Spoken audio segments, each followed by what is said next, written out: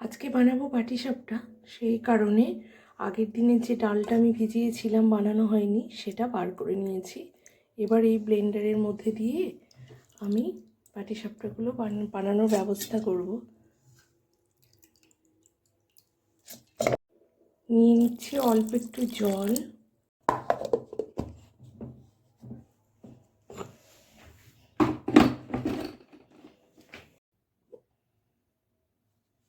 পেস্টটা রেডি হয়ে গেছে। এবারে এই পাত্রটার মধ্যেই আমি পেস্টটা নিয়ে নেব। এর মধ্যে মিশিয়ে রাখবো পরিমাণ মতো আতপ চালের গুঁড়ো। নিয়ে নিয়েছি পরিমাণ মতো আতপ চালের গুঁড়ো। এটা মিশিয়ে এখন কিছুক্ষণ রেস্টে ঢেকে রাখবো। রেস্টে রেখেছিলাম কিছুক্ষণ, প্রায় 1 ঘন্টা। এবারে বানানো শুরু করব।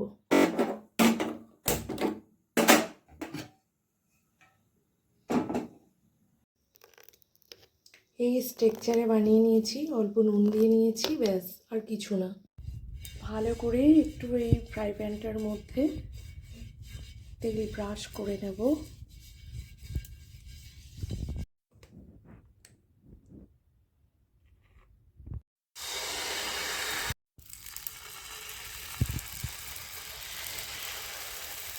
তো চেষ্টা করবো একটু ওভাল শেপ দেওয়ার, তাহলে দেখতে এবং মোড়ার পর দুটোই দেখতে বেশ ভালো লাগে।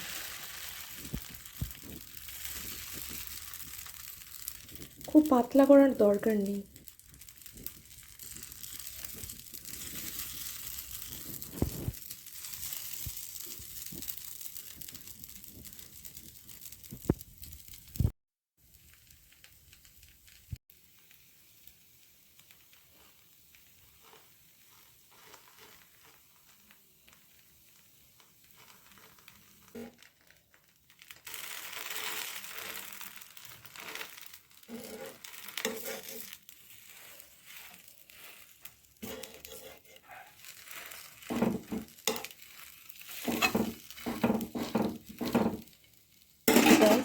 ওটা ওই সাইডেই থাক, আমি আবারও এই সাইডে আর একটা বানিয়ে নেব।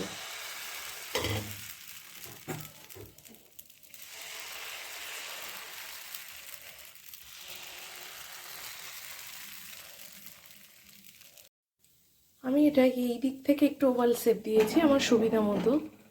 এবারে এটা একটু হতে থাক, তারপরে সন্দেশ দিয়ে এইভাবে মুড়ে নেব।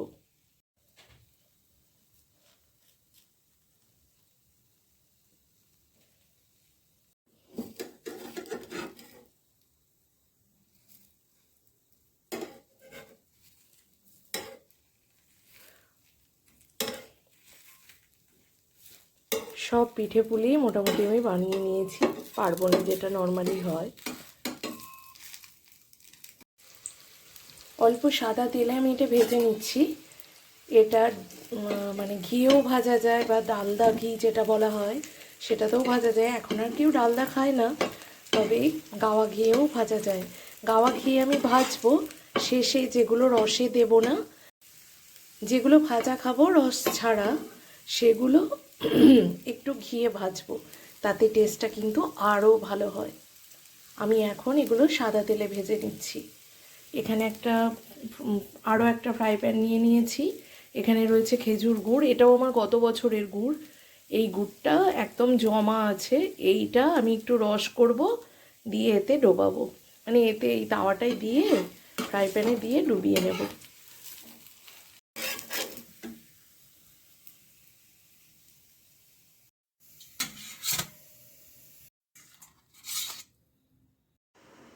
ঝোলা গুড়ের সাথে কিছুটা পাটালি অ্যাড করেছি, অল্প সামান্য পরিমাণে একটু চিনি দিয়েছি। এটা এবার গলতে থাক, ভালো করে ফুটে যাক, তারপরে এর মধ্যে পাটিসাপটাগুলো দেব। একদম গরম অবস্থাতে দেব না, রসটা একটু ঠান্ডা হয়ে গেলে দেব, মানে অল্প গরম থাকবে এমন অবস্থায়। সুন্দরভাবে আমার রসটা রেডি হয়ে গেছে। এই যে একটু সামান্য ঠান্ডা হবে, তারপর আমি পাটিসাপটাগুলো এর মধ্যে দেব। পাটিসাপটাগুলো একে একে আমি এবার ডুবিয়ে দেব রসের মধ্যে।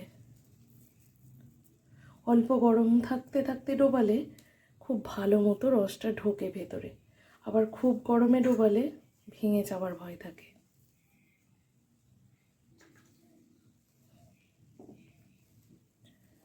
একটু পরে আবার যেগুলো এই ডুবিয়ে দিচ্ছি না, সেগুলো আবার একটু তুলে দেবো উপর দিকে, দিয়ে যেগুলো আবার প্রথম দিচ্ছি সেগুলো এইভাবে উপরে উপরে দিয়ে দেব।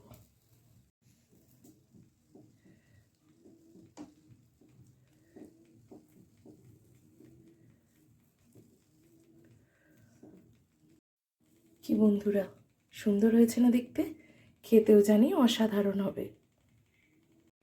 এই পিঠেটা পছন্দ করে না এমন মানুষ বোধ হয়নি, তাই না বন্ধুরা?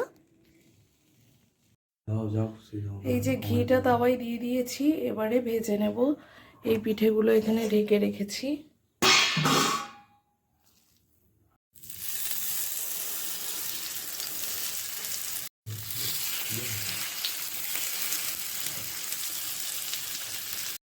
সুন্দর করে আমি ঘি দিয়ে ভেজে নিয়েছি।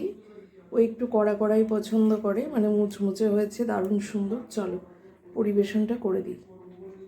পিঠে পুলি যত সুন্দরভাবেই হোক না কেন, আমার ঘরে কিন্তু একজন খান না, তার জন্য বানানো হচ্ছে ম্যাগি।